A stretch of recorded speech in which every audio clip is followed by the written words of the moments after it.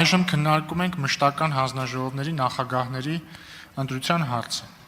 Ազգային ժողովի կանոնակարգ սահմանադրական օրենքի 138-րդ հոդվածի համաձայն մշտական հանձնաժողովների նախագահների եւ նրանց տեղակալների պաշտոններում տեխնացուների առաջադրման իրավունք ունեն խմբակցությունները։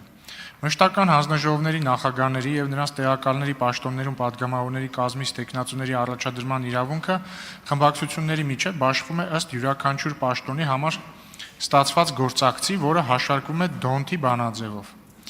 Հարգելի գործընկերներ, նշված բանաձևի հաշվարկման արդյունքում 12 հանձնաժողովների նախագահների տեխնացուների առաջադրման իրավունքը խմբակցությունների միջև բաշխվել է հետևյալ համամասնությամբ. 8 հանձնաժողովների նախագահներ կառաջադրի քաղաքացիական պայմանագիր խմբակցությունը, 3-ը Ուժեղ Հայաստան խմբակցությունը եւ 1-ը Հայաստան խմբակցությունը։ Բանաձևի համաձայն 7 հանձնաժողովների նախագահների տեղակալներ կառաջադրի քաղաքացիական պայմանագիր խմբակցությունը, 4-ը Ուժեղ Հայաստան խմբակցությունը եւ 1-ը Հայաստան խմբակցությունը։ Բանաձևի համաձայն առաջին եւ երկրորդ պաշտոնների առաջադրման իրավունքը պատկանում է քաղաքացիական պայմանագիր խմբակցությանը։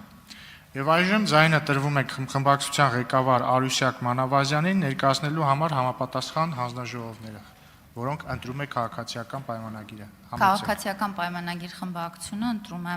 պաշտպանության եւ անվտանգության հարցերի, պետաիրավական հարցերի մշտական հանձնաժողովները։ Շնորհակալություն։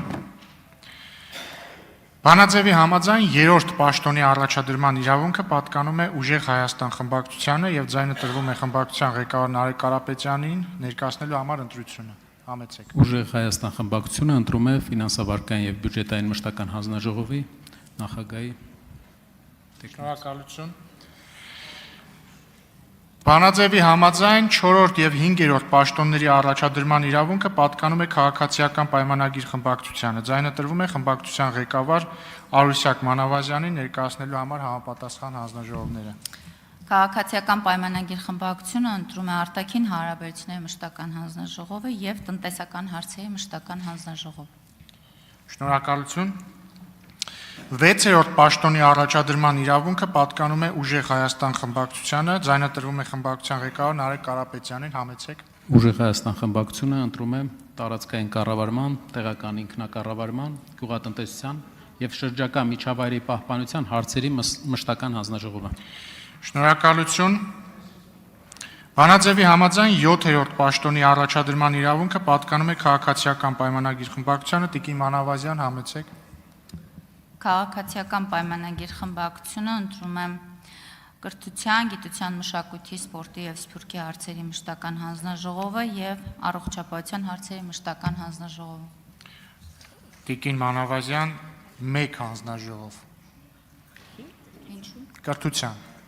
1 հանձնաժողով։ 8-րդ պաշտոնի առաջադրման իրավունքը պատկանում է Հայաստան խմբակցությանը, ձայնը տրվում է խմբակցության ղեկավար Աննա Գրիգորյանին։ Հայաստան խմբակցությունը ընտրում է մարդու իրավունքների պաշտպանության եւ հանրային հարցերի մշտական հանձնաժողովը։ Տիկին Մանավազյան, այժմ 9-րդ պաշտոնը։ 9-րդ պաշտոն։ 1 հանձնաժողով։ Քաղաքացիական պայմանագիր խմբակցությունը ընտրում է առողջապահության հարցերի մշտական հանձնաժողով։ Շնորհակալություն։ 10-րդ պաշտոնի առաջադրման իրավունքը պատկանում է Ուժեղ Հայաստանին, խնդրեմ պարոն Կարապետյան։ Ուժեղ Հայաստանը ընտրում է եվրոպական ինտեգրման հարցերի մշտական հանձնաժողով։ Հետաքրքիր ընտրություններ, պարոն Կարապետյան։ Եվ հետևաբար 11-րդ եւ 12-րդ պաշտոնների առաջադրման իրավունքը պատկանում է քաղաքացիական պայմանագրին։ Աշխատանքի եւ բարեկեցության հարցերի մշտական հանձնաժողով եւ տարածաշրջանային եվրասիական ինտեգրման հարցերի մշտական հանձնաժողով։ Շնորհակալություն, այսպիսով նախագահի հանձնաժողովների նախագահների պաշտոնները բաշխված են, հիմա անցնում ենք նախագահի տեղակալների պաշտոններին, տրամաբանությունը